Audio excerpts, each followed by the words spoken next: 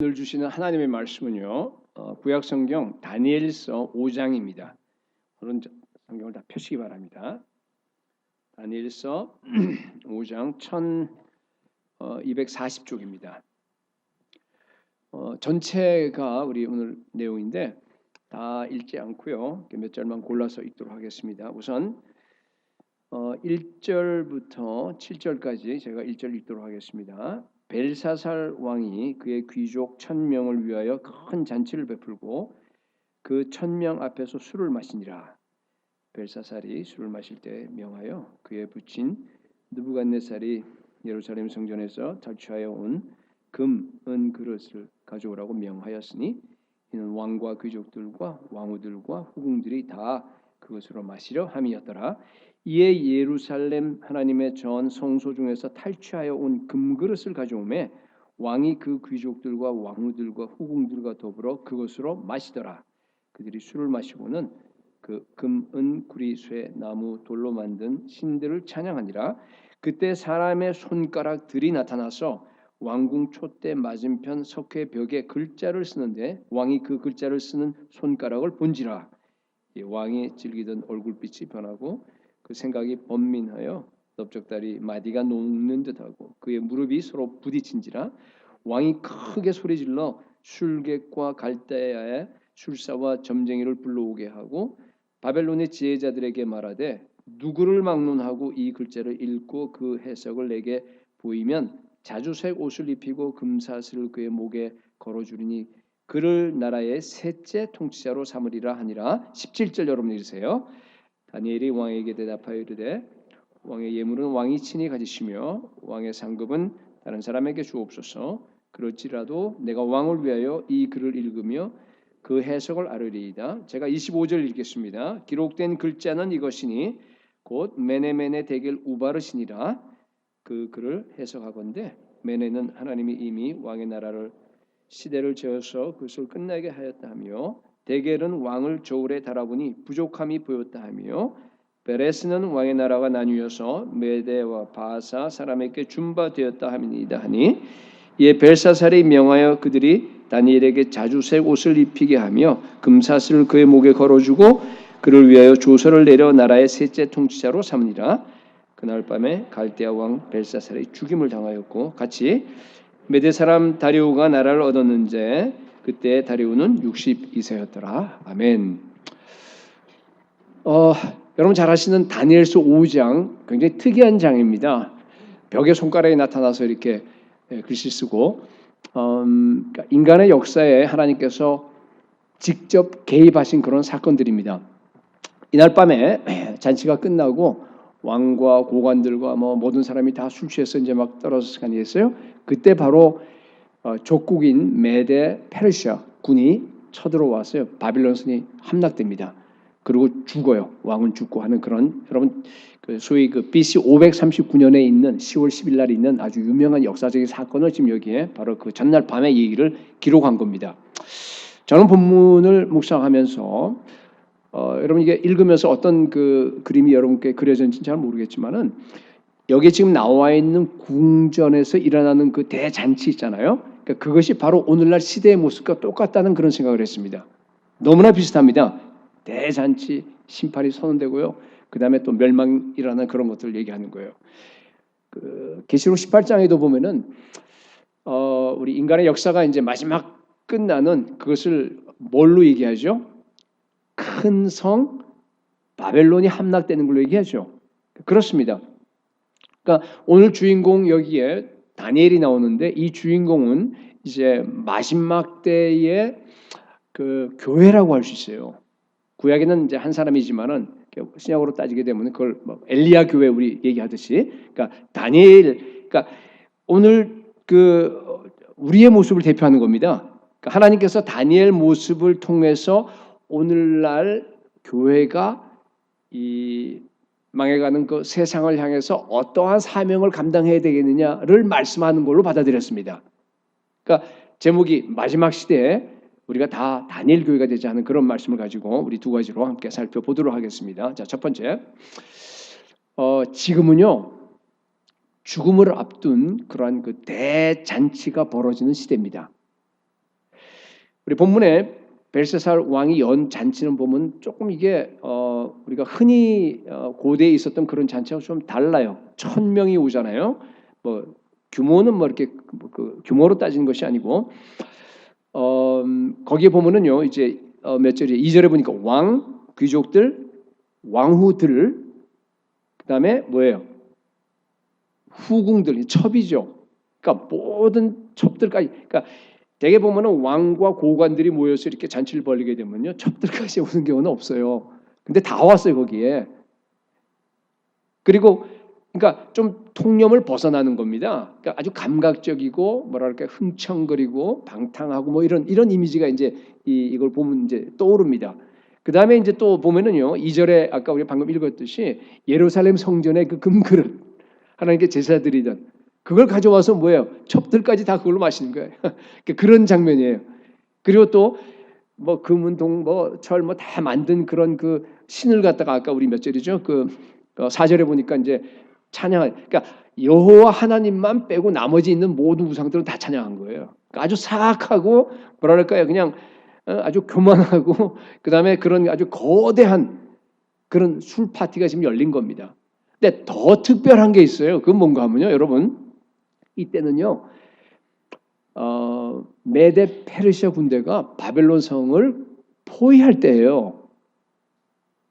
이게 뭐 학자마다 다 다르긴 한데 뭐 시간은 다 다르지만은 그러나 하여튼 여기 지금 이제 벨사살 왕이 나오는데 사실은 이때 당시는 벨사살 왕과 나보니두스라고 하는 역사책에 보면 나보니두스가 맨 마지막에 나와요. 끝난 날. 근데 이게 그러니까 아버지 왕이 나보니두스고 아들이 이제 벨사살인데 뭐 양자예요. 근데 그 자세한 얘기를 하면 복잡하니까 빼겠습니다.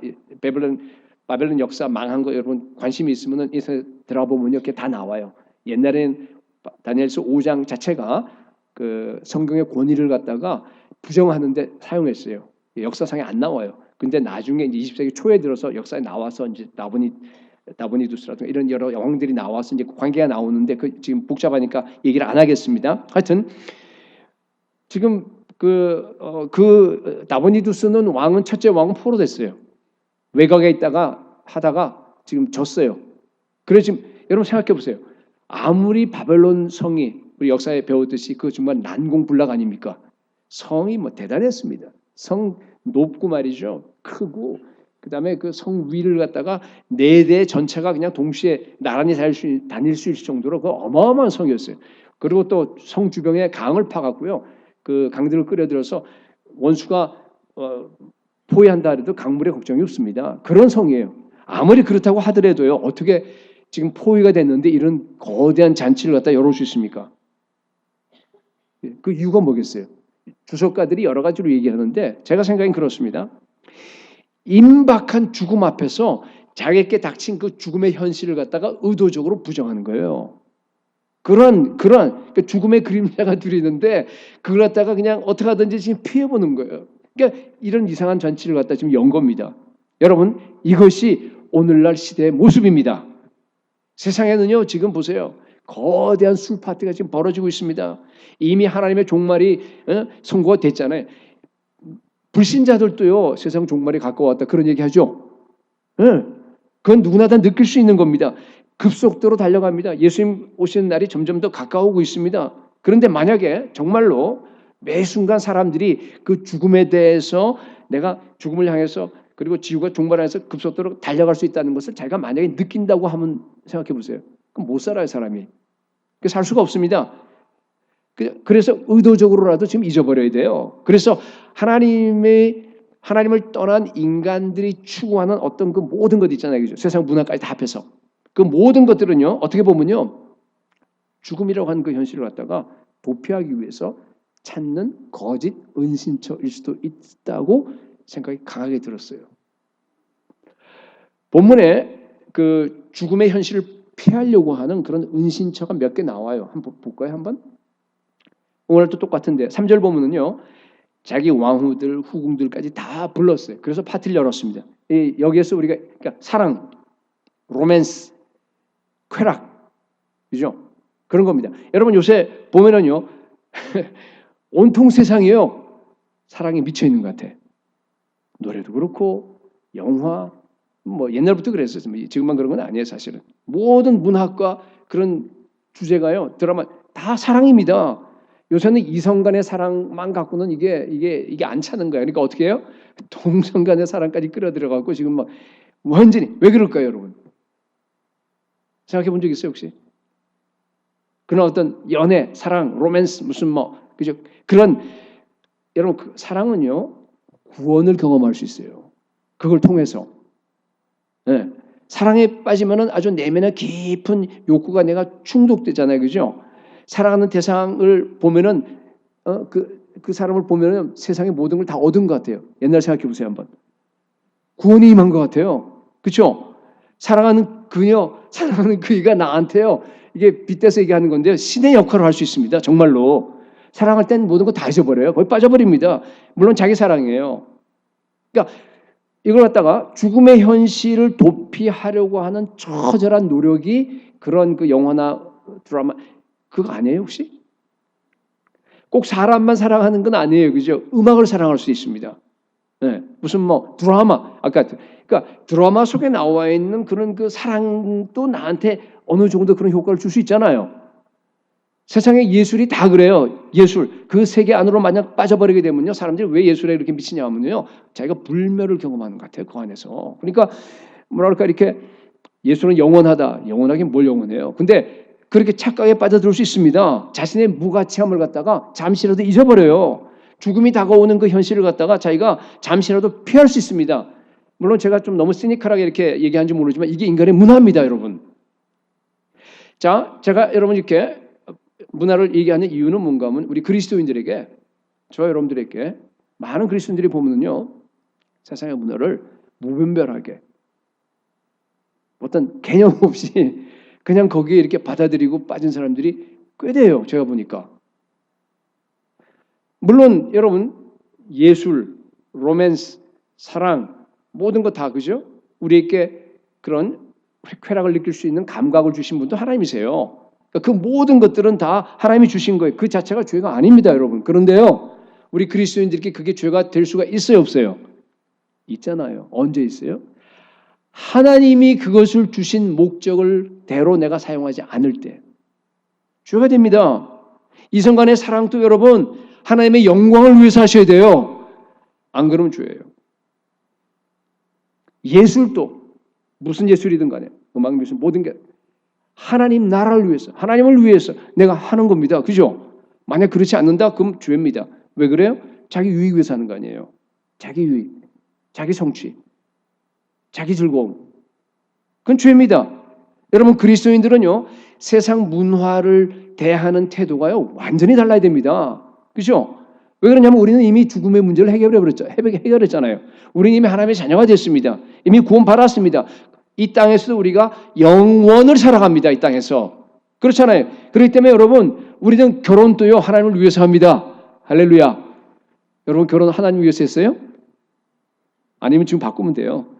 자녀 양육 마찬가지예요. 영화 보는 것도 마찬가지입니다. 우리 모든 게 다 뭐예요? 하나님의 나라입니다. 하나님을 영화롭게 하기 위한 겁니다. 먹든지 마시든지 무엇을 하든지 우리는 모든 것, 우리가 하는 것들 그죠? 하는 모든 게 다 영원한 하나님의 나라를 이 땅에서 확장하기 위해서 우리가 하는 겁니다. 여러분 하나님의 나라를 위해서 언제나 하나님의 관점에서 사시기를 축복합니다. 자, 두 번째는 뭔가 하면요. 2절에 보니까 예루살렘 성전에서 쓰던 금 그릇, 은 그릇 다 가져와라 그런 겁니다. 이게 지금 뭘 얘기하려고 그러죠? 자기 성취, 과시, 권력, 무슨 우월의식. 야, 이건 말이야. 이스라엘 백성들이 지네들이 정말 하나밖에 없다 그러는 여호와 하나님을 위해서 하나님께 드리는 제사 드릴 때 쓰던 거야. 그러니까 후궁들까지 다 금그릇 줄 테니까 그걸로 마셔, 술 마셔. 이거예요 지금. 우리의 위대한 업적들을 갖다가 지금 드러내는 겁니다. 내가 하나님 되고 싶어 하는 거예요. 나는 잠시 지나가다가 죽는 그런 존재가 아니야. 나는 죽음 밖에 있어. 이걸 지금 이렇게 막 의식적으로 지금 뭐예요? 증명하고 싶은 겁니다. 거대한 피라미드 세웠어요, 과거에. 오늘날 또 거대한 빌딩들 막 그냥 세웁니다. 거대한 기업을 갖다가 만들어냅니다. 그 밑바탕에 있는 게 뭐죠? 믿지 않는 사람들이 하는 그 바벨탑 쌓는 거죠, 뭐. 그렇죠? 나도 이걸 할 수 있다. 불멸의 존재가 되고 싶은 겁니다. 인간은요, 여러분, 죽음의 현실을 피하기 위해서 해나가는 여러 가지 일 중에서 결국 이제 마지막 이렇게 딱 하고 본 그 핵심, 자기를 영화롭게 해요. 하나님을 영화롭게 하는 모든 세상의 문화나 모든 자기를 영화롭게 해서 죽음의 현실을 피하려고 안간힘을 씁니다. 그렇죠? 영웅 만들기. 우리 사람들은 보면 왜 이렇게 영웅을 만드니 모르. 아무것도 아닌데 그냥 음악도 그렇고 뭐 스포츠도 그렇고 정치도 그렇고 왜 이렇게 만들죠? 내가 만든 영웅을 올려놓고서 내가 나하고 동일시하는 거 아니겠죠? 나도 같이 높아지고 불멸하는 그런 그 어떤 그 내부적 욕구 때문에 그래요. 정말 죽음 앞에서 발버둥치는 처절한 파티가 벌어지고 있어요. 지금 연결이 되세요? 그죠? 자, 세 번째 보니까 4절에 보니까 이런 게 있어요. 금, 은, 구리, 쇠, 나무, 돌로 만든 모든 신들을 찬양하리라 그랬죠. 하나님만 빼고 다 지금 잡신들 모든 재로 다 동원해서 지금 우상 만들어 놓은 거예요. 여러분, 이 우상이라고 하는 것은 뭔가 하면요. 자기가 원하는 가짜 신을 만들어서 어떤 거기에 종교적인 도피처를 자기가 이렇게 삼는 겁니다. 그렇죠? 사람은요. 누구를 예배하지 않으면 못 사는 존재입니다. 뭔가 만들어 놔야 돼요. 근데 이왕이면 말이죠. 신을 만들어 놓는데 내가 내 필요를 채워주고 내가 통제할 수 있는 신을 만들어주면 얼마나 좋아요. 그걸 신이라고 만들어서 내가 들어가서 경배한다 그러면요. 신도 섬기고 나도 섬기고 얼마나 좋아요. 그게 우상이죠. 내가 원하는 세계관, 내가 원하는 그 종교관, 내가 원하는 구원관을 가지고 그 신을 갖다가 내가 만들어낸 게 종교예요. 세상 사람들이 만든 종교입니다. 그죠? 그렇습니다. 역사는 돌고 돌아. 다음 생이 있어. 윤회야. 뭐 이런 거 예를 들어서. 또 대표적인 게 또 뭐예요? 선행을 하면 구원받는다. 해. 깨달으면 득도한다. 뭐 이런 거 아니겠어요? 결국은. 그게 인간이 만들어낸 겁니다. 그래서 그 안에 빠져들려고 하는 거예요. 잊어버리려고 하는 겁니다. 참 이상해요. 우상에 대해서는요. 보면요. 이 일반 종교 우상에 대해서는 배운 사람이나 안 배운 사람, 지성인이냐 비지성이냐 전혀 차이가 없더라고요. 진짜 소위 얘기하는 맹목적이 돼버리더라고요. 인도 후진국만 3억 3천 개 신이 있는 거 아니잖아요. 일본 가면 어떻게 해요? 가는 곳마다 신사죠. 신토라 그래갖고 자기 종교 몇 개, 800만 개. 자그마치 그 작은 거기 안에 800만 개 신이 있습니다. 여러분 여러 차례 얘기했지만 우상 숭배의 핵심이 뭡니까? 왜 사람들이 그렇게 우상을 만들고 숭배하려고 그래요? 왜 우리 그리스도인들도 보이는 우상은 안 섬겨야지만은 결국은 뭐 같은 연결이 됐는데 보이지 않는 우상을 섬기려고 그러잖아요. 그죠? 왜 그렇죠? 이유가 뭐죠? 우상 섬김, 우상의 그 핵심은 뭔가 하면 자기 숭배 아니에요. 자기 숭배입니다. 겉으로는 우상 숭배하는 것 같지만요. 속의 내용은 뭔가 하면 자기가 만든 신, 내가 원하는 내 필요를 채워주고 내 세계관과 나의 모든 걸 다 나를 안정시킬 수 있고 나의 그러니까 결국 자기를 섬기는 겁니다. 자기 욕심을 추구하는 겁니다. 자기 신으로 만들어서 숭배하는 겁니다. 그래서 우리가 위험한 게요. 우리 그리스도인들께 보이지 않는 우상입니다. 그렇죠? 보이지 않는 그 우상의 대표적인 게 뭐죠? 늘 얘기하는 골로새서 3장 5절에 뭐라 그랬어요? 탐심은 우상 숭배라 그랬어요. 탐심이 우상 숭배입니다. 여러분 왜 탐심이 우상이 되는지 한번 생각해 봤어요? 탐심이 있으면 어떻게 돼요? 내가 아무리 예수님을 주로 고백하고 아무리 내가 왕입니다. 내가 주님이 나의 몸입니다 하고 아무리 얘기하더라도요. 나한테 탐심이 있는 한에는 절대로 예수 그리스도가 내 왕이 될 수 없습니다. 그렇죠? 내 주인이 될 수 없어요. 왜냐하면 그 탐심이 나를 이끌어가서 결국 내가 원하는 대로 해요. 나를 숭배하게 됩니다. 내 필요를 찾게 돼 있어요. 내 유익을 찾게 돼 있습니다. 그게 탐심이에요. 내 안에. 그러니까 그걸 완전히 제거해야 돼요. 우리가 그러니까 가장 중요한 그런 우상을 그래야 됩니다. 그죠? 자기 유익 찾지 않아야 되는 거예요. 여러분 탐심의 우상을 다 버리시기 바랍니다. 완전히 버려야 돼요. 자, 제가요 3가지를 얘기했어요. 그러니까 그냥 뭐 우리 오늘날 시대에 이거하고 너무 비슷하다 그런 얘기예요. 벌어지는 것들이. 자, 그래서 5절부터 보면은요. 드디어 하나님께서 이 악한 파티, 벌어지는 악한 파티 개입하세요. 직접 개입하세요. 개입하십니다. 그죠? 벨사살이 지금 하나님을 모독하고 그리고 하나님의 그 금그릇 가지고 막 그냥 그 신성 모독뿐 아니라 부전하는 그런 행동들을 갖다 더 이상 못 본 거예요. 그죠? 하나님은요 오늘날도 마찬가지예요. 모든 사람이 다 구원받고 모든 사람이 다 예수 믿기를 원하십니다. 기다리세요 지금까지. 그러나요 끝까지 기다리지 않습니다. 마지막에는 그냥 진노의 포도주를 밟아버립니다. 그렇죠? 그게 끝이에요. 심판입니다. 그러니까 심판의 그 잔이 이렇게 진노의 잔이 점점 차올라서 지금 여기 이 바벨론에는 그냥 간 거예요. 더 이상 인내하지 않습니다. 예. 하나님의 개입해서 파티를 끝내버립니다. 그리고 거기에 손가락으로 벽에다 쓰게 됩니다. 여러분 6절에 보니까요. 그래서 이것을 본 왕의 얼굴빛이 막 그냥 사색이 되죠. 넓적다리가 뭐 표현이 아주 재미있는데 눕는 것 같대요. 그리고 두 다리가 뭐예요? 무릎이 서로 부딪혔다고 되어 있어요. 파티가 깨지고 노래와 흥과 춤과 모든 게 다 중단돼 버립니다. 그죠? 그날 밤에 죽어버리고 제국은 망해버립니다. 지구상에 역사상에 일어났던 그 모든 제국들이 동일한 패턴으로 갔죠. 앞으로도 마찬가지예요. 앞으로도 동일한 패턴이 될 겁니다. 몇 시간 뒤에 이게 도대체 무슨 일이 벌어질지도 모르고 하나님을 반역하는 거대한 파티가요 흥청거리면서 지금도 열리고 진행 중입니다. 계시록 13장을 보게 되면요 주님이 재림하실 날이 가까우면 가까울수록 그 파티가 더 흥청거려요. 그죠? 더 신성모독이 심해집니다. 더 보면은 정말 하나님을 더 비방하게 됩니다. 그러나 하나님의 심판은 시시각각 지금도 다가오고 있습니다. 여러분 지금은 죽음을 앞둔 거대한 파티가 온 지구상에 진행되고 있는 시대입니다. 자, 두 번째. 자, 그렇다면요 우리가 어떻게 살아야 될 거냐? 우리가 이 시대에 어떻게 살아야 어떤 교회가 되어야 할 것인가? 우리 공동체로. 다니엘이니까 그죠? 다니엘 한 사람이 아니에요. 개인보다는 공동체니까. 다니엘 교회가 되셔야 됩니다. 아까 얘기했듯이. 여기에 지금 다니엘이 보여줬던 그것은 우리 교회가 마지막 시대에 어떻게 선지자적인 사명을 감당하면서 우리가 살아야 될 것을 갖다 그대로 여기서 우리에게 교훈하는 겁니다. 세 가지 특징을 여러분과 함께 짧게 살펴보도록 하겠습니다. 첫 번째,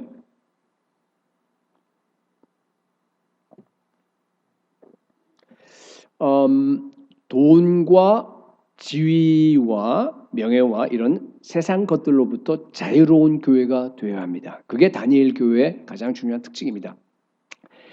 17절 보십시오. 다니엘이 왕에게 대답하여 이르되 왕의 예물은 왕이 친히 가지시며 왕의 상급은 다른 사람에게 주옵소서. 그럴지라도 내가 왕을 위하여 이 글을 읽으며 그 해석을 아뢰리이다. 여러분 이게 잘 보면요. 다니엘이 겸손하게 왕 앞에서 사양하는 게 아닙니다. 그렇죠? 이게 상황이 그렇잖아요. 지금 이 벽에 쓴 글씨를 갖다가 누가 읽고 해석해 주면은 내가 자주색 옷을 입히고 목에 금사슬을 걸어주고 셋째 통치자로 내가 만들어주겠다. 이게 셋째 통치자는 자기 밑에 부왕이 있었기 때문에 자기가 둘째고 셋째예요. 그러니까 이런 표현도 이게 잘 둘째래 내 다음 사람으로 하겠다 그런 얘기입니다. 이게 지금 그렇잖아요. 그러니까 뭐라 그래요? 지금 다니엘이 뭐라 그러죠? 아니 왕이요 예물 필요 없어요. 당신이나 가지시오. 나에게 주려고 하는 상급 지위 셋째 칠이다. 나는 관심이 없으니까 다른 사람이나 주세요. 그러는 거예요 지금. 이게 왕이 화가 났을 거예요. 제가 보기에는. 근데 지금 상황이 그러니까 할 수 없이.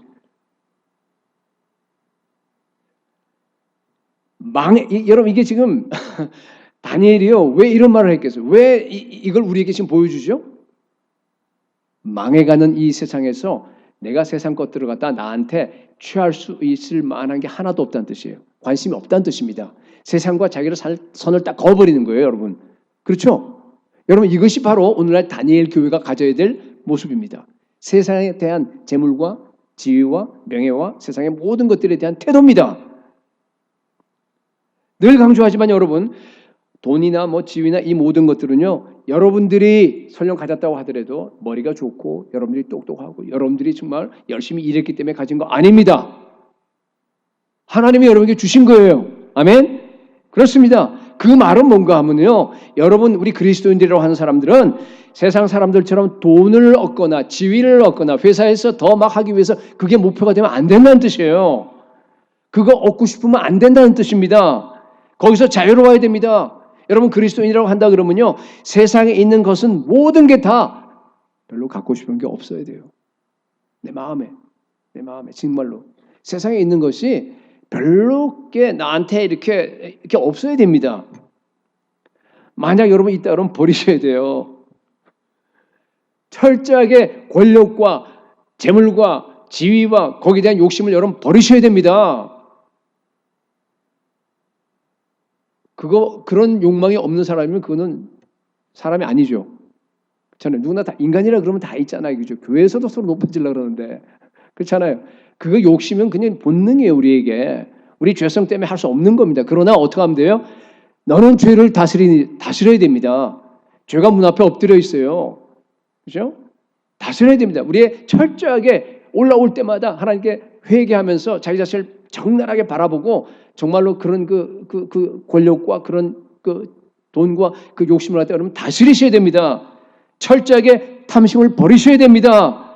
이것이 바로 뭔가 하면요. 마지막 때 우리가 그리스도인으로서 이 시대에서 선지자 사명을 감당하기 위한 아주 가장 기본이에요. 기본. 이게 없으면 다 무너져 버려요. 이게 없으면 다 무너집니다. 아무리 그거 없는 상태, 탐심, 아까 우상숭배를 그거에다가 이런 그 세상에 대한 그 마음 그런 것들이 다 완전히 깨끗하게 비워버리고 정말로 그 디시플린이 된 그 상태가 되지 않은 상태에서 여러분들이 성경 지식, 뭐 믿음, 뭐 교회 직분 뭐 탁탁 쌓아 올려 보세요. 여러분 무너져 버려요. 한 순간에 다 그거 아무것도 아닙니다. 우리는 여러분 그저 하나님의 영광을 위해서 여러분 회사에서 열심히 일하면 됩니다. 그죠? 하나님의 나라를 세우기 위해서 여러분 자녀들을 갖다가 가정에서 잘 키우면 돼요. 장사하면 됩니다. 하나님의 뜻을 이루기 위해서. 근데 하나님이 나에게 물질도 주시고 지위도 주시고 만약에 뭐 지혜도 주시고 다 줬다고 하면 뭐예요? 그냥 받으면 돼요. 그냥 받으면 돼 감사하게. 근데 물어봐야 돼. 하나님 왜 주셨죠? 뭐라고 대답하실 것 같아요? 하나님께서 야, 너 하나 잘 쓰라고 그런 재산과 그런 그 지위와 그런 너의 지식과 그거 준 거 아니야. 그거 없는 사람들이 많잖아 세상에. 그 사람들에게 나눠주고 그 사람들 축복하고 준 거야. 그러지 않겠어요? 그렇죠? 하나님의 영광을 위해서 하나님의 나라를 위해서 그 쓰라고 준 거야. 그럴 거예요. 그럼 그대로 그냥 순종하면 돼요. 하나님께서 나에게 그 주신 목적대로 쓰면 됩니다. 여러분 오늘날 교회가 특히 한국 교회, 뭐 미국 교회는 제가 내부 사역을 막 진짜 자세히 잘 이렇게 뭐 밖으로만 알지 미국 목사님 친한 사람들이 뭐 이렇게 많아 이렇게 이게 아니니까 그죠? 그러니까 근데 한국은 다르잖아요. 제가 잘 알아요. 왜 한국 교회가 죄송합니다만 이 지경이 됐습니까? 물질주의, 혼합주의, 또 무슨 주의 있어요? 요새는 사회주의, 자유주의. 그런 물결이요. 막 그냥 완전히 다 휩쓸려 갑니다. 완전히 저는 그 이유를 알아요. 성도들이 교인들이 예배는 드리는데 일주일 동안 생활은 그렇지 않아요. 세상 사람들 살아가는 모습 거의 비슷하게 살아가요. 재물에 대해서, 권력에 대해서, 지위에 대해서, 회사에서 모든 거 다. 그러면 그죠? 앞에 있는 그 목사님들이 그걸 선지자의 역할을 해야 되니까 그걸 보면서 그걸 갖다 책망하고 그러지 말라 그러고 개혁하고 회개시키고 바꿔야 될 거 아니겠어요. 근데 그거 안 한 거예요. 같이 간 거예요. 같이 간 겁니다. 그것 때문에 그래요. 가로막지 않아서 그래요. 성경에는 분명히 그래요. 너희는 떡으로 살면 안 된다 그래요. 뭘로 살아야 되죠? 하나님의 말씀으로 살아야 돼요. 근데 그거 오해하는 사람들이 굉장히 많은 것 같아요. 왜냐하면은 떡으로만 살 것이 아니고 이렇게 돼 있잖아요. 그러니까 떡으로 그러니까 그걸 갖다가 많은 사람들이 이렇게 이상하게 지금 오해하는 것 같아요. 여러분 그거는요. 제가 한번 설명해 드릴게요. 자, 그러니까 왜냐하면 오늘날 많은 사람들이 많은 교인들이요 떡으로 살아요. 떡으로 삽니다. 정말 말씀으로 살지 않아요. 떡으로 살아요. 말씀도 있고 떡도 있고 그건 떡으로 사는 겁니다. 신명기 8장 3절을 한번 잘 읽어보십시오. 어떻게 사는 게 말씀으로 사는지 한번 보십시다. 신명기 8장 3절 말씀. 너를 낮추시며 너를 어떻게 하죠? 줄이게 한대요. 너를 줄이게 하시며 너도 알지 못하면 내 조상들도 알지 못하던 만나를 내게 먹이신 것은. 여러분 하나님께서 광야에서 이스라엘 백성들에게요. 그죠? 줄이게 만들었어요. 줄이게 만들었어요. 그리고 만나를 주셨는데 40년 동안에 그러니까 이런 겁니다. 아침에 일어나도 만나, 그죠? 아침 메뉴, 점심 메뉴, 저녁 메뉴. 그 다음 날 아침 메뉴, 점심 메뉴 다 만나요. 몇 년 동안? 40년 동안. 하나님께서 이스라엘 백성들에게 그거 외에는 줄 능력이 없어서 그렇게 했습니까? 아니잖아요. 왜 그렇게 했어요? 훈련시키기 위해서. 무슨 훈련시키기 위해서? 그 다음에 나와요. 한번 볼까요? 무슨 훈련이죠? 여호와의 입으로 사람이 떡으로만 사는 것이 아니요. 이건 뭔가 하면요. 너희들이 몸을 입었기 때문에 안 먹으면 죽는다 그런 뜻이에요. 먹어야 된다 그런 뜻이에요. 여호와의 입으로 나오는 모든 말씀으로 사는 줄을 내가 알게 하려 함이라. 여러분 잘 보세요. 내가 먹고 살아야 되니까 빵도 추구하고 동시에 말씀도 추구하라는 말씀이 절대 아닙니다. 문맥을 보세요. 어떤 말씀이에요? 빵으로 살지 말라는 얘기 아니에요, 이거? 그죠? 그런 얘기입니다. 오직 말씀으로 살아라는 뜻이에요. 이게 예수님은 일용할 양식이라고 그랬어요, 이걸 갖다가. 일용할 양식은요, 음식, 집, 또 뭐예요? 노후 대책, 인슈런스, 또 뭐가 있어요? 뭐 하여튼 차 다 들어갑니다. 우리 살아야 되니까. 차 없이 못 살잖아요, 여기서. 하나님 우리의 필요를 아시잖아요. 믿으세요? 아세요. 아시고 준 거예요, 지금 그렇게. 그러니까 우리가 어떻게 되는 거냐 하면은요, 더 잘 먹고, 더 좋은 집에 살고, 더 좋은 차를 타고 하는 생각을 가지고 그걸 추구하면 그건 죄란 얘기예요. 그건 뭐예요? 떡으로 사는 겁니다. 떡으로 사는 거예요. 그리스도인이라고 한다 그러면 오직 그 나라와 그 의를 위해서 살면은요, 나머지는 그냥 주세요. 다시 그렇게 사는 게 바로 뭔가 하면은 말씀, 떡으로 살지 않는 거예요. 말씀으로 사는 겁니다. 그러니까 오늘날 바꾸면 그냥 그렇게 생각하면 돼요. 떡으로 살지 말고 말씀으로 살아라 하는 게 이게 바른 그 해석이에요, 여러분. 여러분, 하나님께서 지금 여러분들에게 많이 주었던 적게 주었던 그게 바로 일용할 양식입니다. 지금 주신 그 일용할 양식이 내가 늘 강조하듯이 여러분을 향한 최선입니다. 믿으세요? 정말 그래요. 그렇기 때문에 그걸 확장시키려고 그러지 마세요. 이미 확장한 사람도 있는 것 같아요. 그 사람들은 회개하고 줄이면 돼. 그죠? 여러분, 아까 제가 탐욕이 우상이라 그랬잖아요. 그죠? 탐욕이 우상이야? 우상숭배야? 그러면 사람들이 나는 아니라 그래. 여기 있는 사람 다 아니라 그래. 탐욕의 기준이 어디까지예요 도대체? 그죠? 왜냐하면 자기보다 더 잘 사는 사람들 뭐 탐욕을 있는 사람 얼마나 많은 세상에 그 사람들 다 보면서 아이 나는 아니야. 그러면서 어마어마한 집에 그러고 살아가요. 여러분 탐욕의 기준이 어디까지입니까? 자 성경에서요 민수기 11장 4절 5절에 나와 있어요. 민수기 11장 4절 5절을 보면요 이런 말씀이 있습니다. 그들 중에 섞여 사는 다른 인종들이 탐욕을 품음에 이 탐욕이 나오죠, 그죠? 그럼 탐욕이 설명돼 있어요. 이 탐욕은 전염돼요.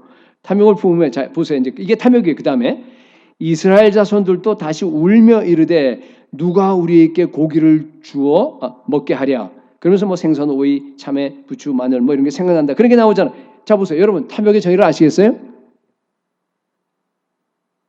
아주 명확하게 나와 있죠. 탐욕이 뭔지가. 어디까지가 탐욕이고 어디까지가 탐욕이 아닌 거. 물론 개인마다 달라요. 개인마다 다르긴 하지만은 그죠? 그러나 기본 가이드라인이 여기 나와. 기본 원칙이 원리가 나와 있잖아요. 이게 뭐예요? 40년 동안 매일 세 끼 아침에 점심 때 저녁 때 만나만 먹어요. 그죠? 그렇게 먹다가 너무 힘들어. 너무 지겨워. 그래서 나 고기 좀 먹을래요. 나 채소 먹을래요. 나 오이 먹을래요. 뭐죠 또? 무슨 뭐 과일 먹을래요. 그게 탐욕입니다. 탐욕의 기준이 너무 낮다고 생각 안 하세요? 그죠? 물론 이제 오늘날 우리 살아가는 수준에 맞춰야 돼요. 근데 하여튼 그때 당시에 왜냐하면 이게 광야라서 그래요. 여러분 우리는 광야 인생을 살고 있는 건 믿으세요? 우리 광야 인생이에요. 지금 현재 살아가는 거예요. 그죠? 그러니까 절대 이걸 가지고 남을 보면 안 돼요. 자기를 보세요. 저 사람 탐욕이야. 그러면 안 되고요. 그건 다 사정이 있는 겁니다. 그러니까 여러분을 보시면 됩니다. 여러분 광야에서 만나면 족합니다. 만나 하나면 좋게요. 먹고 살면 좋게요. 여러분 이 땅에서. 그렇잖아요? 고기 찾지 마시기 바랍니다. 진짜 고기를 얘기하는 거 아니에요. 예? 채소 오이 찾지 마시기 바랍니다. 그런 의미입니다, 여러분. 그게 탐욕이에요. 주어진 일용할 양식에 여러분 정말 만족하셔야 돼요. 하나님, 이거 이상 나한테 더 이상 필요 없습니다. 아무리 내가 집도 못 사고 아파트에 있더라도. 가능한 한 여러분의 모든 시간과 모든 에너지와 여러분의 모든 노력을 갖다가 하나님 나라에 기울이시 바랍니다. 그게 하나님께서 우리께 요구하시는 겁니다. 생존에 관심을 두지 마세요. 오직 하나님 나라에 집중하는 교회가 되길 축복합니다.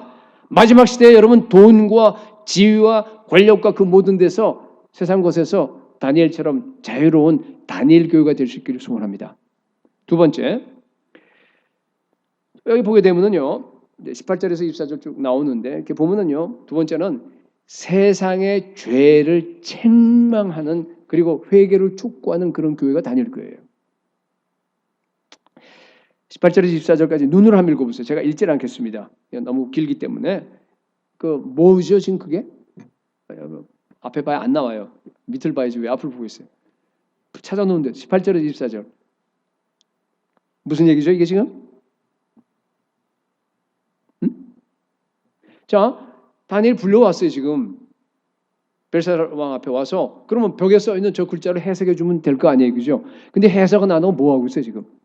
다니엘이 왕을 향해서요 그냥 막 책망하면서 뭐 하는 게 지금 설교하는 겁니다.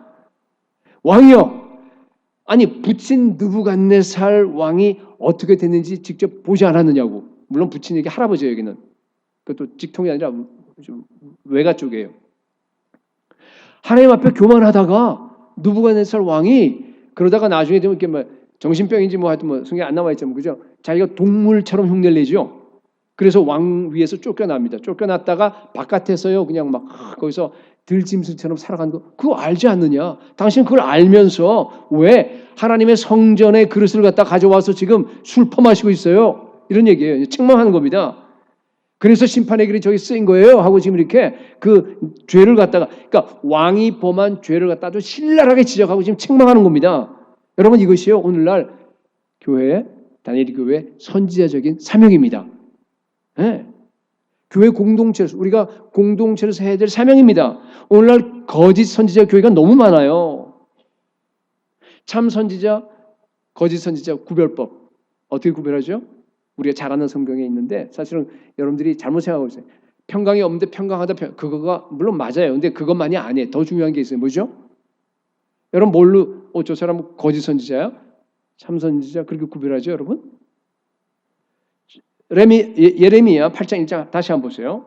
예레미야 8장 1절에 보게 되면요. 그들이 거짓 선지자예요. 딸 내 백성의 상처를 주의 상처를 갖다가 그 다음 말이 중요해요. 뭐라고 여겨요? 가볍게 여기면서. 이게 핵심이에요. 가볍게 여기면서 말하기를 평강하다 하니 평강이 없다다. 여러분 거짓 선지자의 특징은 뭔가 하면요. 죄를 갖다가 세상에서 지금 일어나는 그 모든 죄를 갖다가 가볍게 여겨요. 가볍게 여깁니다. 여러분 생각해 보세요. 그 사람들도 선지자인데 그게 죄인지 알겠어요? 모르겠어요? 당연히 알죠. 그것도 모른다 그러면 그건 뭐 말도 안 되죠. 그죠? 죄인 줄 알아요. 근데 문제가 뭔가 하면 그 정도는 괜찮아. 예레미야 선지자가 지금 너무 과격해. 그 사람은 근본주의자야. 요새는 근본주의자 소리를 들어야 돼요. 우리가. 나쁜 의미가 아니라 좋은 의미로서. 그러니까 예레미야 하지 마. 내 말이 맞아. 다 괜찮을 거야. 앞으로 평강할 거야. 그렇게 얘기하는 거예요 지금. 그게 거짓 선지자예요. 사람들은 그 말 듣기 좋아하죠. 제가 이제 한 번 더 얘기하겠어요. 왜냐하면 이게 너무너무 지금 현재 중요한 그 이슈이기 때문에 아주 대표적인 예가 동성애예요, 여러분. 오늘은 그래서 지난주하고 이어지는 거예요, 지금 이게. 지난주도 종말에 대한 얘기를 하고 오늘도 지금 일부러 지금 제가 종말에 대한 그 얘기를 갖다 이제 설교를 일부러 하는 거예요. 대부분 교회가 여러분 동성애가 죄인 줄 알게 모르게요? 당연히 알죠. 그거 모르는 교회도 있긴 있는데 그건 뭐 이제 그건 뭐 아예 아니고 그죠? 자유주의 아예 아니고 문제는 뭔가 하면요. 우리 같은 이 안에 있는 그 교회라고 할지라도 죄라고는 하지만 그러나 그 죄를 갖다가 어떻게 그냥 가볍게 여겨요. 가볍게 여겨요. 아니 왜 유독 동성애만 그렇게 우리가 반대해야 되느냐? 탐욕과 같은 그 더 큰 죄들도 더 많잖아. 그게 더 문제잖아. 근데 왜 그건 지적하지 않고 동성애만 갖고 너 지적해? 이게 지금 복음주의 우리 안에서 교회 안에서 주장되지는 거예요. 왜 그렇게 안 하죠? 탐욕금지법을 안 만드니까. 그러니까 차별금지법만 만들어요. 차별금지법을 만들어서 동성애라고 하는 그 죄에 대해서 발언하지 못하도록 회개하라 뭐 이런 얘기 못하도록 교회 입을 막아버리는 거 아니에요 지금. 교회가 교회 노릇 못하도록 지금 지난주에 얘기했지만 그죠? 그러니까 우리가 반대하는 거예요. 또 뭐라 그러냐 하면요. 교회가 왜 퀴어 축제도 못하게 방해하냐? 그거는 교회에 나쁜 영향만 준다. 사회에 대해서. 교회는 그죠? 그 다음 말이 중요해요. 복음을 잘 살아내기만 하면 돼. 이거 맞는 말이죠? 복음 얘기도 해요 지금. 복음을 잘 살아내야 돼. 너나 잘해. 교회가 사회의 죄를 갖다 그렇게 나가서 외치면서 하기 전에 먼저 교회가 제대로 하라. 어떻게 보면 이거 맞는 말이에요. 맞아요 사실은. 왜냐하면 그 사람들도 선지자니까. 근데 여러분 왜 우리가 나가죠? 성정체성 혁명으로서 기독교를 파괴하려고 하는 그런 사악한 흐름이 있기 때문에 그걸 갖다가 정황하는 겁니다. 만약 이 흐름을 갖다가 세계적인 흐름이에요. 이거는 한국에만 흐르는 게 그 흐름을 갖다가 자기가 알면서 알 거야만 제 생각. 모르면서 만약에 이런 얘기를 했다고 한다 그러면 그거는 알면 돼요. 가서 공부도 하라 그러면 돼요. 무식한 데서 피하고. 근데 만약에 알면서 알 거예요. 알면서 이렇게 얘기했다면 거짓 선지자입니다. 거짓 선지자. 아주 티피컬한 거짓 선 좌파 기독교 주장이에요. 티피컬한. 그 동조하는 겁니다. 그래서 예수님은요. 이게 지금 제가 아주 굉장히 미묘한 얘기를 하는 겁니다. 그들을 갖다 가리켜서 뭐라 그러냐면 예수님이 뭐라 그랬어요. 양의 탈을 쓴 이리. 그러니까 바깥으로 보면 구별이 안 돼. 다 양이야. 속에만 양, 일이에요. 그걸 거짓 선지자라고 그랬습니다. 거짓 선지자도 여러분 십자가에 대해서 얘기합니다. 복음에 대해서 얘기합니다. 예수에 대해서 얘기합니다. 그런데 여러분 그걸로 끝나면 안 돼요. 내가 생각하는 걸로 그렇게 받아들이면 안 돼요. 그걸 갖다가 가지고서 그 사람들이요 문제를 희석된 의미로 물타기 위해서 얘기하는 겁니다. 여러분 교리가 너무 중요합니다. 정확해야 됩니다. 모든 사람이 다 철저하게 부패한 죄인이에요. 어린 양 예수 그리스도 십자가의 피로써 십자가의 대속의 죽음으로써 우리가 죄사함을 받았어요. 하나님의 진노가 진정됐습니다. 그리고 그 하나님과의 그 화목하게 된 것이 예수 십자가의 피 때문입니다. 내 모든 죄가 예수 그리스도로 전가됐습니다. 그리고 예수 그리스도 안에 있는 그 하나님의 의가 내게 전가돼서 나는 의인이 되었습니다. 진정한 회개를 해야지만이 내가 하나님 나라에 들어갈 수가 있습니다. 그리고 우리가 제자가 되어야 되는데 제자는 예수 그리스도를 닮아가는 사람이 아니에요. 그것뿐만이 아니에요. 뭐죠? 예수 그리스도가 가신 그 십자가의 길을 나도 똑같이 따라가는 사람입니다. 매일매일 자기를 부인하고 십자가 지고 주님의 길을 따라가서 제자는 예수 그리스도의 명령에 순종하기 때문에 내 삶으로 순종하고 대위임령에 순종해서 복음을 증거해야 됩니다. 그러한 진정한 제자가 되어야지만이 천국에 들어갈 수 있습니다. 이게 진정한 맞는 교리입니다.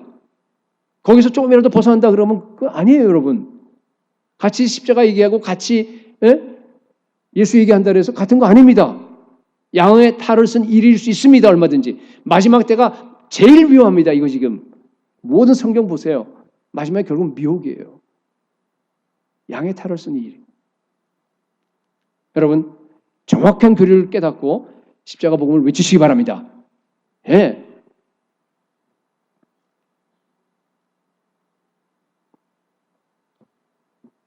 성경은 교회가 저 여러분이 임금들과 높은 자리에 있는 사람들을 위해서 기도하라고 합니다. 여러분 기도하셔야 돼요. 우리 대통령을 위해서, 우리 모든 사람들을 위해서, 미국, 한국 다. 근데 동시에요. 만약 그들이 말씀에서 벗어나서 죄를 범할 때는 절대로 침묵하면 안 된다고 말합니다. 그죠? 예레미야 보세요. 예레미야처럼 해야 돼요. 오늘 다니엘 마찬가지예요. 다니엘처럼 해야 됩니다. 반드시 다니엘처럼 목숨 내걸고 가서 그냥 왕 앞에 가서 죄를 지적해야 됩니다. 물론 교회가 무조건 비판하고 사회를 갖다가 무조건 막 정죄하고 그러란 얘기 아니. 그러면 안 돼요. 예? 하나님께로 돌아올 수 있도록 회개를 촉구해야 돼요. 다니엘은 지금 이게 회개도 아마 들어갔을 거예요. 왜냐하면 근데 이제 이미 심판이 선고돼 버렸어요. 근데 지금 오늘 밤에 죽어요. 그러니까 지금 심판을 선고하죠. 우리는 핵심은 뭔가 하면 죄 지적하는 게 핵심이 아니라 그들이 동성애 자들은 누구나 다 그죠? 우리가 이렇게 얘기하는 건 그 비난하는 거 아니에요. 그 사람들도 똑같이 하나님의 복음 안으로 들어와서 예수 믿고 구원받기 위해서 하는 겁니다. 사랑하기 때문에 하는 겁니다. 그래서 이렇게 하는 그런 겁니다, 여러분. 그죠? 여러분, 우리가 나라를 향해서 이렇게 목소리를 내는 이유는 뭔가 하면요. 대통령도 하나님이 세웠기 때문에 그렇습니다. 모든 정부의 강력도 마찬가지입니다. 그죠? 만약 정부가 하나님의 법에서 벗어나서 죄의 길로 간다고 한다면은요, 어떻게 돼요? 반드시 교회가 일어나서 다니엘처럼 책망해야 돼요. 책망해야 됩니다. 회개를 촉구해야 됩니다. 그것이 교회의 책임입니다. 아까 얘기했지만 기도하는 걸로만 끝나면 안 됩니다. 왜 그래요? 침묵하는 것은 동조하는 죄를 범하는 겁니다. 이 로이드 존스 같은 분들은 그런 얘기를 해요. 진리를 갖다가 진리대로 선포하지 않고 감추는 거. 그러니까 상대방을 봐서 이렇게 좀 이렇게 진리를 갖다 내가 다 얘기하지 않아 이렇게 감추는 거 있잖아요, 그죠? 진리를 감추는 것도 이단을 전하는 거와 똑같은 죄악이라 그래요. 저는 그 말에 아주 정말 다룰 바 없다는 거 정말 제가 동감합니다. 어차피 얘기가 나왔으니까 하나만 더 합시다. 제가 이제 토론하는 걸 갖다 좀 이렇게 들어봤어요. 그랬지만은 뭐죠? 정교 분리라고 하는 그 얘기를 너무 많이 사용해. 그러면서 지금 아니 교회가 왜 정교 분리, 정치와 국가와 교회는 분리됐는데 왜 나와서 떠들어대냐 막 이런 식으로 이렇게 얘기하는 사람이 많아서 전에 한번 설교한 적이 있는데 여러분 다시 한번 제가 여러분께 리마인드 시켜드립니다. 왜 뭐 차별금지법 반대하냐 이런 걸 얘기하는 건데 여러분 정교 분리는 출발이 뭐죠? 어디라 그랬어요? 전에 제가 얘기했는데 미국 헌법이에요. 그때 처음으로 쓴 거예요. 처음으로 그런 개념을 도입해서 헌법에다가 이 교회와 국가가 분리된다. 근데 그 의미가 뭔가 하면요. 국가가 어떤 특정 종교를 하나를 가지고서 국교로 만들면 안 된다는 뜻이에요. 또 하나는 뭔가 하면은 국가가 정부가 어떤 특정한 종교를 편향되게 지원하고 그것만을 위하는 그런 거를 막아버리는 게 정교 분리예요. 근데 한국에서는 지금 그걸 거꾸로 쓰죠. 정치나 국가는 교회를 간섭하려고 그러고 막 그냥 별거 다 했잖아요. 종자는 막 전체 다 해서. 그러면서 교회가 한마디 하려고 그러면 뭐라 그래? 종교 분리인데 왜 떠들어? 이런 거예요. 왜 그렇죠? 왜 이렇게 거꾸로 돼버렸죠? 종교 분리가 뭔지도 모르면서. 왜 이렇게 됐죠? 그게 이유가 있어요, 여러분. 그게 뭔가 하면은요. 일제시대 때 좀 슬픈 역사인데 일본의 교회들이 일본 정부의 앞잡이 노릇을 했어요. 그리고 한국에다가 이제 신사참배를 강요했죠. 한국의 신사참배를 할 때 일본 교회에서 이제 그 뭐 명단들도 나오고 그래요. 거기에서 이제 이걸 갖다 제공을 해줍니다. 그래서 종교 분리야. 왜 한국의 교회들이 너희들 신사참배 반대해? 너희들은 종교니까 영적인 일에만 종교 일에만 해. 이것도 하나의 예배야, 예배 의식이야. 그러면서 정치에는 간섭하지 못하고 그런 막 3.1운동 그게 못하도록 막아버린 거예요. 그게 거기서부터 출발했습니다. 그래서 그러니까 교회를 탄압할 때 교회를 갖다가 이제 봉쇄시키고 하려고 하는 걸 가지고 와서 정교 분리 원칙을 써서 거꾸로 이용한 거지 이 사람들이. 그래서 한국에 왔는데 한국에 그걸 갖다가 지금까지 그냥 나가는 겁니다. 완전히 성경과 분리되는 주장입니다. 위배되는 주장입니다. 원래 정교 분리라고 하는 헌법에 위배되는 겁니다. 일제 때 쓰던 교회를 봉쇄하게 쓰던 것들을 갖다가 지금 그대로 그냥 한국 사람들이 와서 다시 사용하는 겁니다. 여러분 다시 얘기합니다. 하나님의 나라는 국가 권력 위에 있습니다. 이거는 여러분 오해하면 안 돼요. 중세 시대처럼 어떤 기독교 국가를 만든다. 그거 아니잖아요. 우리 그리스도인들은 로마서 13장에 나와 있는 것처럼 뭐예요? 위에 있는 권세들에게 굴복합니다. 우리는 정부와 그 모든 국가 권력에 복종합니다. 세금도 내요. 정확하게 내셔야 돼요, 여러분. 그러나 국가가 죄를 범하고 말씀에서 벗어나서 위반할 때는 어떻게 하면 되죠? 우리 교회는 선지자적인 사명을 감당하셔야 됩니다. 만약 침묵하면 어떻게 되죠? 동조하는 죄예요. 히틀러 정권의 독일 교회가 침묵해 버렸어요. 그러니까 어떻게 되죠? 지금 어디 야드바시암 가보세요 한번. 뭐라고 써 있어요? 딱 써 있어요 거기에. 크리스천 교회가 600만 죽였다 그래요. 왜냐하면 동조하는 거는 똑같은 죄예요. 그거는 독일 교회가 동조 컨페션 교회 몇 개 빼고 아주 소수 빼고 동조하면 똑같은 죄를 저지르는 겁니다. 여러분 만약 교회가 침묵하면 한국에서 차별금지법이 통과될 거예요. 그러면 동조하는 거예요. 그냥 오케이 나도 그냥 괜찮다고 찬성하는 겁니다. 여러분 다니엘 교회가 되기 바랍니다. 선지자적인 사명을 감당하셔야 됩니다.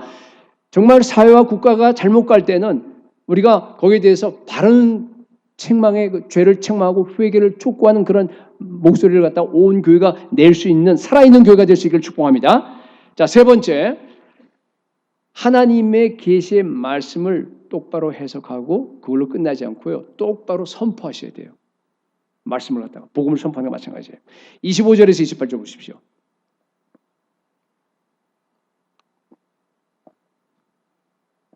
다니엘은요 벽에 써 있는 그 글자를 갖다가 이제 읽고 해석해요. 메네메네 데겔 우바르신. 아람어로 써 있었는데 그게 자언만 있어요.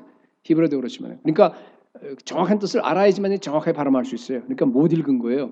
아람어 아는 사람도 그 세상 지혜들과 있었을 거예요, 그죠? 오늘도 마찬가지입니다. 이미 벽에 쓴 글자처럼 여기에 성경에 보면은요 하나님이 마지막 때 어떻게 심판하시고 어떤 식으로 우리를 갖다가 지구를 끝내버리시고 어떤 식으로 하나님의 나라가 임할지 다 써 있죠 여기에. 근데 세상 지혜자들은 믿지 않는 사람들은 봐도 몰라요. 이해할 수 없습니다. 해석할 수가 없습니다. 그러나 우리는 해석할 수 있습니다. 우리에게 여기 나와 있는 거룩한 하나님의 영이 있기 때문에. 11절 14절 보게 되면요 다니엘은요 불신자들 눈에도 뭐라고 하냐면요 거룩한 신들의 영이 있는 사람이에요. 저 사람은 그렇게 돼요. 스몰 가드로 되어 있지만은 또 우리말로 바꿔버리면 뭐예요? 거룩한 하나님의 영이 있는 사람이다. 그걸 알아요 그 사람들이. 나도 알고요. 나도 알고 남들도 알아요. 요한 1서 2장 20절에 보니까 거룩하신 자에게서 기름 부음을 받고 뭐라고 되어 있어요? 모든 것을 아느니라. 우리 모든 거 알아요. 요한일서 2장 27절에 보니까 기름 부음이 너희 안에 거하나니 아무도 너희를 가르칠 필요가 없고. 이게 오해하면 안 돼요. 그죠?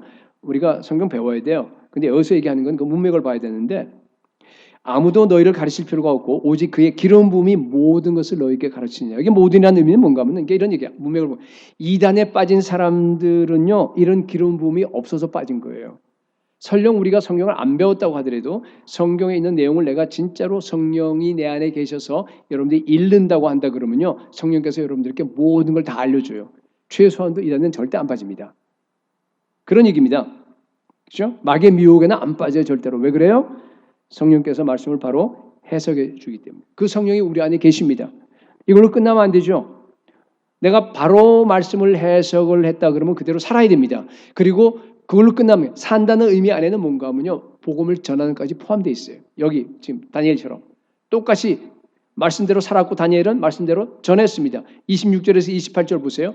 매네는 하나님이 이미 왕의 나라의 시대를 세워서 그것을 끝나게 하셨다 하며 이게 해석하는 겁니다. 데겔은 왕을 저울에 달아서 부족함이 보였다 하며 베레스는 왕의 나라가 나뉘어서 메대와 바사 사람들에게 준바 되었다 함이니라. 왜 베레스로 되어 있죠? 아까는 우바르신이라고 되어 있는데 우라고 하는 건 접속사예요. 그리고 그 바르신은 그거는 복수고요. 베레스가 단수예요. 단수로 지금 표시한 거예요. 그러니까 같은 얘기입니다. 그 단어를 해석한 겁니다. 여러분 이 장면을 한번 여러분 생각해 보세요. 자 이게 왕이 앉아 있어요. 그죠? 다니엘이 지금 앞에서 한창 설교가 끝났어요. 그러나서 지금 마지막으로 해석하는데 뭐라 그러냐면요. 그죠? 당신은 끝났어. 당신은 저울에 다니까 미달이야. 당신이 가지고 있는 이 나라 이제 나눠버릴 거야. 그래서 메대 파사가 족국이 와서 이제 여러분 만약에 그 얘기를 갖다 들었다 그러면 온전할 수 있겠어요? 다니엘이 온전하겠어요? 물론 하나님이 지켜서 온전했지만은 그러니까 목숨 걸고 하라는 뜻이에요. 여러분들 우리가 복음을 전할 때는요 이게 목숨 걸고 전하셔야 돼요. 왕이 듣고 나서 여러분 어떻게 할지 몰라요. 세상 사람들이 보면요 여러분들 분노합니다. 그렇잖아요. 마지막 때 선지자 사명을 갖다가 다 하기 위해서 우리가 말씀대로 살고 말씀대로 전한다 그러면요 파티가 깨져버려요. 세상 파티가. 그 사람들이 막 정말 비를 상하게 합니다. 비난받아요. 그래도 우리는 전해야 됩니다. 물론 근데요 전하는데 그냥 막무가내로 그런 식으로 하면 안 돼요. 그죠? 어떻게 해야 돼요? 뱀같이 지혜롭고 비둘기같이 순결하게 그렇게 전하셔야 돼요. 내 삶이 그래야 되고 아주 지혜로워야 됩니다. 복음을 전할 때도요. 정말 지혜롭게 전해야 돼요. 어떻게 하면 지혜롭게 전할 수 있겠습니까? 예수님께서 우리에게요. 지혜로운 복음 전하는 전략을 갖다가 아주 소상하게 말씀해 주셨어요. 뭡니까? 누가복음 10장이에요. 예수님의 스트래티지예요. 누가복음 10장대로만 하면 돼요. 저는 그래요. 참 우리 누가복음 10장을 가지고 우리 선교 나가고 또 누가복음 10장을 가지고 또 우리 이 지역 전도도 나가고 하는 사람들 보면서 참 늘 이렇게 감사하는데 그걸 실천하면 실천할수록 여러분 뭘 느껴요? 이야, 예수님의 지혜가 정말 대단하다. 여러분 안 느끼세요? 그죠? 선교하기 전에 먼저 기도해라.